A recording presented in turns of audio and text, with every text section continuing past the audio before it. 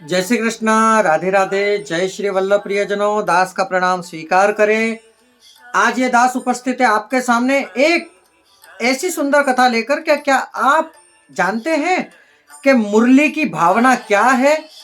जो ठाकुर जी हाथ में मुरली बजाते हैं उसके अंदर का भाव क्या है? उसमें जो 7 छिंद्र हैं वह 7 छिंद्र किसके प्रतीक हैं, किसके भाव रूप हैं? तो आज आप और हम ये भाव जानेंगे। सबसे पहले तो ये जानेंगे कि जो ठाकुर जी हस्त में मुरली धरते हैं वह भाव किसका है। तो चलिए शुरू करते हैं। शुरू करने से पहले दास आपसे एक ही निवेदन करना चाहेगा कि यदि आप इस भाव को सुन रहे हैं तो हमारे चैनल को हो सके उतना शेयर अवश्य करिएगा, जिससे ये भाव और लोग भी समझ सकें। ये हम अपने मन से नहीं कह रहे हैं, ये श्री गोकुलनाथ जी कृत रहस्य भावना में है और इसमें कुछ हमने अपनी तरफ से भी भाव प्रकट किया है। तो आपको कैसा लगे ये आप हमें कमेंट करके अवश्य बताएं।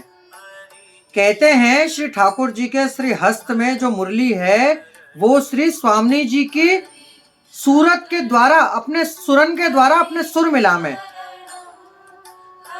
याते ठाकुर जी को परम प्रिय है।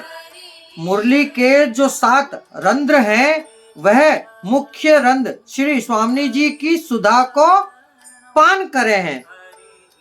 यानी ठाकुर जी इस प्रकार मुरली बजाते हैं तो आगे का जो पहला जो रंध्र यानी कि छिंद्र है वह श्री स्वामी जी की सुधा को पान करे हैं।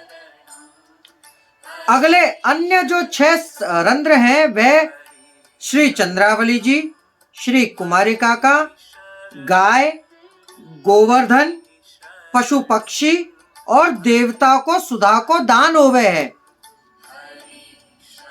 श्री राधे। वृक्ष लता की औषधि आदि को भी दान होवे है। वेणु जो अंदर से पोली है यानी कि अंदर से जो खाली है, लौकिक वैदिक वासना करके रहित है और सुधा श्री महाप्रभु जी को स्वरूप है तथा वेणु श्री गुसाई जी के भाव रूप है। 7 रंध्र 7 बालकन के भाव रूप है। इन करके सारो ब्रज भगवदीय होवे हैं। 7 कितना सुंदर इसके अंदर एक हमें संकेत मिला है कि 7 यानी कि मनुष्य का जो जीवन है वह भी सिर्फ 7 दिन का ही है। कैसे? अब आपसे हम प्रश्न कर रहे हैं, बताइए कि मनुष्य 7 दिन तक कैसे जीवित रहता है? बताइए। 7 दिन से ज्यादा कोई आज तक जीवित ही नहीं रहा। आप बताइए। 7 दिन हम आपको बताते हैं, श्रवण करिएगा।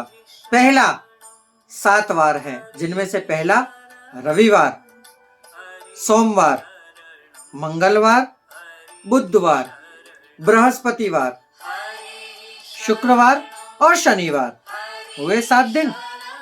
अब 7 बालकन को जो स्वरूप इसमें बताया गया है वह 7 बालकन का स्वरूप कैसे? तो सबसे पहले श्री गुसाई जी के 7 लाल, जिनमें पहले गिरधर लाल जी, गोविंद जी, बालकृष्ण लाल जी, गोकुलनाथ जी, रघुनाथ जी, यदुनाथ जी और श्री घनश्याम लाल जी, ये 7 बालक।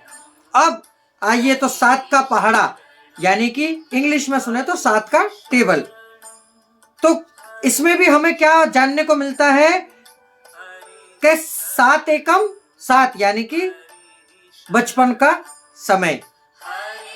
अगला 7 दूनी 14 तो जवानी की शुरुआत। 7 तिया 21 यानी कि शादी की उम्र होना, विवाह का। 7 चौके 28 यानी कि वह समय है बच्चे प्राप्ति का। जब 7 पंजे 35 यानी कि सुखी संसार की शुरुआत। 7 छिक्के 42 यानी कि सांसारिक जिम्मेदारियां आ जाती हैं आपके ऊपर। सात सत्ते 49, यानी कि 49 के बाद तो इस समय आप समझ ही रहे हैं कि बुढ़ापे की शुरुआत हो जाती है। सात अट्ठे 56, यानी कि रिटायरमेंट की शुरुआत।